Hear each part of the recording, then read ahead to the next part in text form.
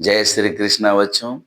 आज मैं आप लोगों को एक समद्विबाहु त्रिभुज से संबंधित प्रमेय बताने जा रहा हूँ। ये ठंड का समय है, ठंड काफी बढ़ चुका है, इसलिए आप लोग सभी सुरक्षित रहें और अपने शरीर को ढक करके रखें, क्योंकि ये ठंड बड़ी घातक बीमारी होती है। अगर गर्मी लग जाए तो जीरा पीस के अगर पिला दीजिए तो ठीक हो जाता है, लेकिन ठंड लग जाए तो ऐसी कोई व्यवस्था नहीं है बच्चों।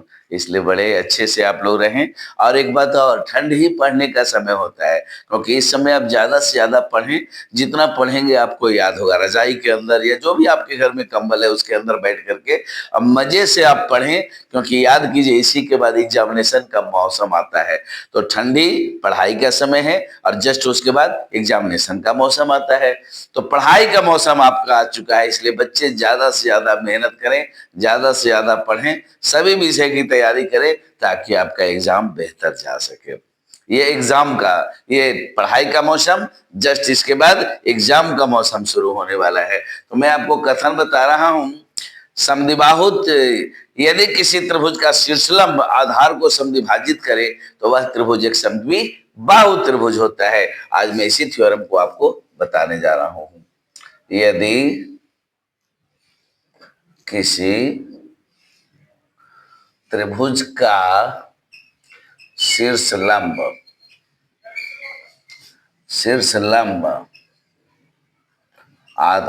को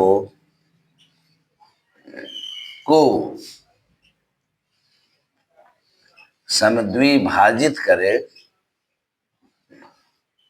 आधार को समद्विभाजित करे तो वह त्रिभुज एक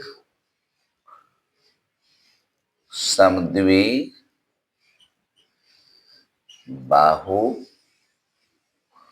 त्रिभुज होगा। चलिए बच्चों आगे देखिए।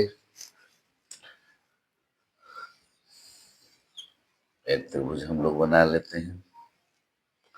ये देखिए शीर्षलंब है, इस तरह से आपको दिया हुआ है। अब हम लोग चलेंगे मुख्य प्रतिज्ञा की ओर। पहले आप लोग चित्र बना लें। ये ऐसी है रेखा जो एडी शीर्षलंब भी है और बीसी को बाइसेक्ट भी कर रही है, तो प्रूव करना है कि यह एक समद्विबाहु त्रिभुज होगा।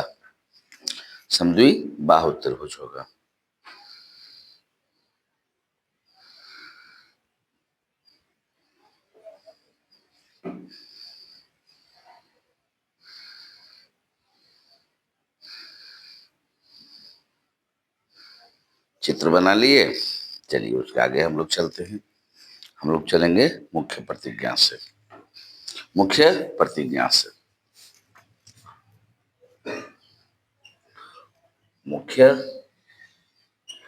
प्रतिज्ञा दिया हुआ है कि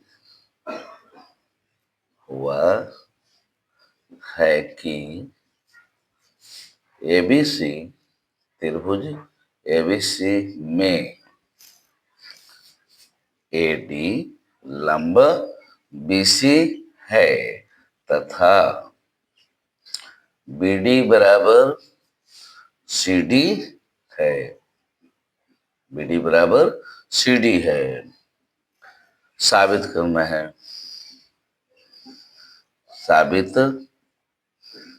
करना है।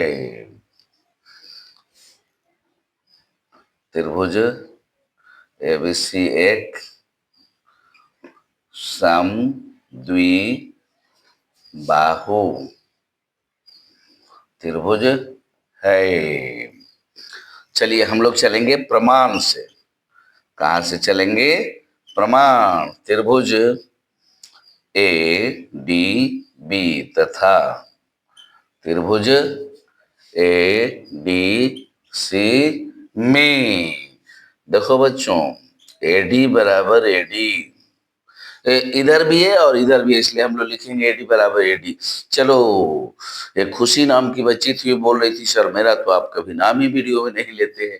तो चलिए आपका भी नाम ले लिया, खुशी कुमारी। एक श्रेया कुमारी थी, चलो उसको भी, और भी हैं, बहुत सारे लोग हैं। तो यहाँ क्या लिखाएगा सो बताइए अब। कुछ नहीं, ध्यान में नहीं आ रहा है।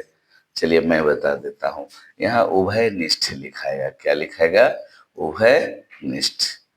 चलो जी, उभय निष्ठ। और देखिए BD बराबर CD, यहाँ लिखाएगा दिया हुआ है, दिया हुआ है। और यहाँ मिलेगा एंगल ADB बराबर एंगल ADC बराबर कितना डिग्री मिलेगा? 90 डिग्री। चलो अब तुम लोग बताओ कि सर्वांगसम कैसे होगा। ये भुजा बराबर ये भुजा, ये कोण बराबर ये कोण हो गया। तो सर्वांगसम बताइए कैसे होगा? RHS आप लोग गलत बोल रहे हैं, RHS नहीं होगा। यहाँ दो साइड और बीच में एंगल आ रहा है, इसलिए SAS होगा। क्या होगा? SAS, इसलिए SAS। चलो जी, जिया कुमारी सही बताई। SAS सर्वांग क्षमता प्रतिबंध से, प्रतिबंध से त्रिभुज ADB, सर्वांगसम त्रिभुज ADC, दोनों त्रिभुज क्या हो गए? सर्वांगसम। कैसे हुए भाई? तो SAS से हुए, दो साइड बीच में एंगल, दो साइड बीच में एंगल के मिल गया, इसलिए दोनों सर्वांगसम हो गए। अगर सर्वांगसम हो गए तो ये कोण बराबर ये कोण है, देखिए कोण एक बराबर कोण दो है, इसलिए AB बराबर क्या मिलेगा? AC। इसलिए क्या मिलेगा? AB बराबर आपको क्या मिलेगा?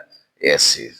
समान कोण के सामने की भुजाएं भी समान होती हैं, और जिस त्रिभुज का दो कोण बराबर हो क्या कहलाता है? अतः त्रिभुज ABC एक सम द्विबाहु त्रिभुज, समद्विबाहु त्रिभुज है। कैसा त्रिभुज है जी? समद्विबाहु त्रिभुज है। बगल में क्या लिख दोगे? प्रूव्ड। चलिए बन गया। कितना आसान था बताइए, थोड़ा भी नहीं। जो SAS समझ गए हैं उनके लिए ये कुछ नहीं था, तुरंत समझ में आ गया। इसलिए बच्चों मैंने कहा है कि सर्वांग क्षमता जो है ना, वो मैथ की पिलर है। अगर आप वो समझ गए तो फिर आपको कहीं कोई दिक्कत नहीं होने वाला है। सारी चीजें आप बड़े मजे से आगे भी लिख सकते हैं, सीख सकते हैं, समझ सकते हैं। पहले आप लोग इसको लिख लीजिए, अगर लिख नहीं सकते हैं तो स्क्रीनशॉट ले लीजिए, लिखिए तो ज्यादा अच्छा है। और फिर सीख लीजिए, क्योंकि इसका अगला वीडियो में मैं इसका अगला जो थ्योरम है वो भेजने जा रहा हूँ। बड़ा इंपॉर्टेंट थ्योरम है वो। स्क्रीनशॉट ले लिए। जय श्री कृष्णा।